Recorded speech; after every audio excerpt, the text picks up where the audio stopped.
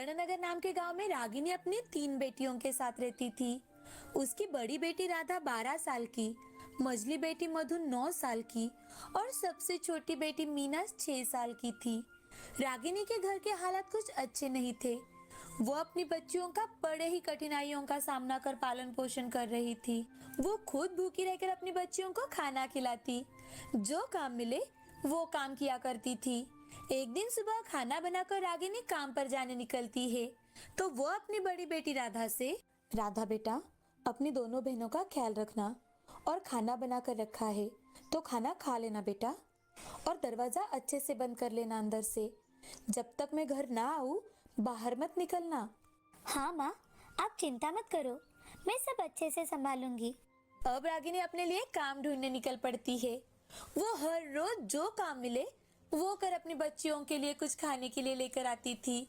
उस दिन पूरा दिन काम ढूंढने पर भी उसे कहीं पर भी काम नहीं मिला तो वो हताश मन से घर आती है तो राधा अपनी माँ से, माँ, क्या हुआ? क्या आज भी आपको खाली हाथ ही लौटना पड़ा है? हाँ राधा बेटी, मुझे आज भी कहीं पर भी कोई काम नहीं मिला। तभी मीना भागते हुए रागिनी के पास जाती है और वो अपनी माँ से, माँ, माँ आप घर आने में कितनी देर करती हो हमेशा? आज क्या लेकर आई हो? मुझे बहुत भूख लगी है माँ। मैं दीदी को कब से खाने के लिए मांग रही हूँ, लेकिन दीदी है जो बोलती है माँ को आने दो, फिर साथ में ही खाना खाएंगे। बताओ ना माँ, मुझे बहुत भूख लगी है। रागिनी मीना को गले लगा लेती है और राधा से, राधा बेटा, मीना को खाना क्यों नहीं खिलाया? माँ, हर रोज आप अकेले ही खाना खाती हो, तो मैंने सोचा क्यों ना आज हम सब मिलकर खाना खाएं। अब रागिनी अपनी तीनों बच्चियों को अपने हाथों से खाना खिलाती है और खुद खाना खाकर सो जाती है। अगले दिन सुबह उठते ही रागिनी खाना बनाने जाती है तो वो देखती है कि घर का राशन खत्म होता आ रहा है।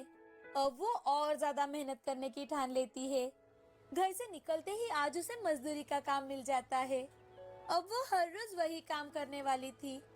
वहाँ उसे दिन भर काम कर 100 रुपए ही मिलते थे, लेकिन फिर भी वो मन ही मन, काम मिले तो करो, ना मिले तो भूखे रहो। इससे अच्छा है कि क्यों ना हर रोज यही काम करूं, कम से कम बच्चियों को भूखे पेट तो नहीं रहना पड़ेगा। अब कुछ दिन ऐसे ही बीत जाते हैं। एक दिन हर रोज की तरह रागिनी अपने काम पर जाने के लिए निकलती है तो वो रास्ते में एक लड़के को बेहोश हुआ देखती है, लेकिन कोई उसकी मदद नहीं कर रहा था। ये देख वो मन ही मन, अरे ये बच्चा कितना छोटा है और इसका कितना सारा खून निकल रहा है। अगर इसे अभी के अभी अस्पताल लेकर नहीं गए तो इसकी तो जान भी जा सकती है, लेकिन कोई मदद भी तो नहीं कर रहा। क्या करूँ कुछ समझ में नहीं आ रहा। मदद तो करना चाहती हूँ, लेकिन मैं किसी उलझन में नहीं फंसना चाहती। हाँ, मैं इसकी मदद जरूर करूंगी।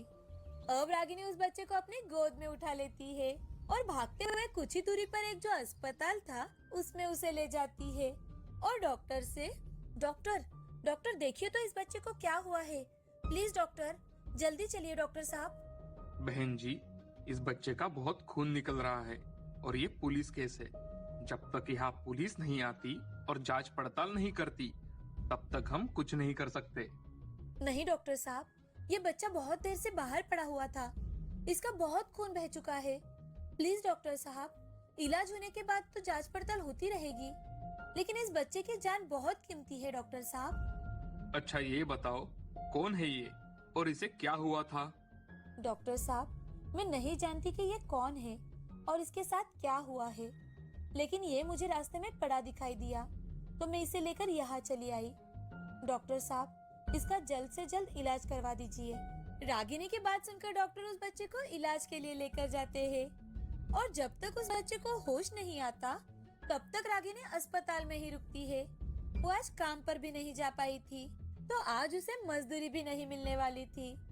दूसरी ओर मधु और मीना अपनी माँ की राह देखते देखते सो जाती है। राधा बहुत परेशान हुए जा रही थी। देर रात रागिनी घर आती है और दरवाजा खटखटाती है तो राधा बहुत डर जाती है। कौन? राधा, मैं हूँ बेटा, दरवाजा खोलो। राधा भागते हुए दरवाजा खोलती है और अपनी माँ के गले लग जाती है और अपनी माँ से, माँ, आज कितनी रात हो गई आपको? कहाँ थी आप? मुझे बहुत डर लग रहा था माँ। अब रागिनी राधा को सारी बात बताती है और दोनों खाना खाकर सो जाती है। दूसरे दिन सुबह उठते ही रागिनी अपने काम में जुट जाती है कि तभी एक आदमी रागिनी के सामने गाड़ी से नीचे उतरता है और वो रागिनी को आवाज देते हुए, रागिनी जी, रागिनी जी, जी कौन? आप रागिनी जी है ना? जी भाई साहब, मैं रागिनी हूँ, लेकिन मैंने आपको पहचाना नहीं। रागिनी जी, मैं उसी बच्चे का पिता हूँ जिसे आपके कारण कल फिर से नई जिंदगी मिल पाई है। आदमी बोल ही रहा था कि उसकी नजर घर के सामने ही लगे हुए फोटो पर जाती है और वो रागिनी से, रागिनी जी, ये मेरे पति की फोटो है। 4 साल पहले कंपनी में काम करते वक्त एक खराब मशीन के कारण शॉक लगने से इनकी मौत हो चुकी है। क्या आप इन्हें जानते थे? अरे ये तो राकेश है। ये मेरी कंपनी में ही तो काम करता था। मुझे माफ कर दीजिए रागिनी जी। तभी रागिनी की छोटी बेटी मीना अपने फटे पुराने कपड़ों में वहां आ जाती है और वो अपनी माँ से, माँ, दिवाली आने वाली है तो मुझे ढेर सारे कपड़े और खिलौने चाहिए माँ। और हाँ माँ, सबसे पहले मुझे आप ये बताओ कि खाने के लिए रोटी कब बनाओगी? आप हर रोज चावल ही पकाती हो। मुझे चावल नहीं खाने माँ, मुझे अच्छे नहीं लगते चावल। मीना की बात सुनकर रागिनी मीना को गले लगा लेती है और उसकी आंखों में से आंसू आ जाते हैं। मीना की बातों से उस आदमी को रागिनी के घर के हालातों की खबर हो जाती है और वो रागिनी से हाथ जोड़कर, रागिनी जी, मुझे माफ कर दीजिए। आज आपके कारण ही मेरा बेटा जिंदा है और राकेश ने भी हमारी कंपनी के लिए बहुत कुछ किया है। लेकिन हमने कभी ये देखने की कोशिश ही नहीं की कि आखिर हमारे कंपनी में अगर किसी की मृत्यु हो जाती है तो उसके परिवार का क्या होता होगा। उस आदमी को अपनी गलती का एहसास हो जाता है।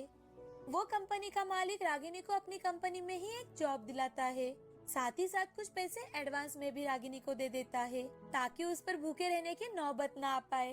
अब वो चारों मिलकर दिवाली मनाती है। रागिनी अपने तीनों बच्चों का स्कूल में एडमिशन करवा देती है और सभी हंसी खुशी अपनी जिंदगी बिताने लगते हैं।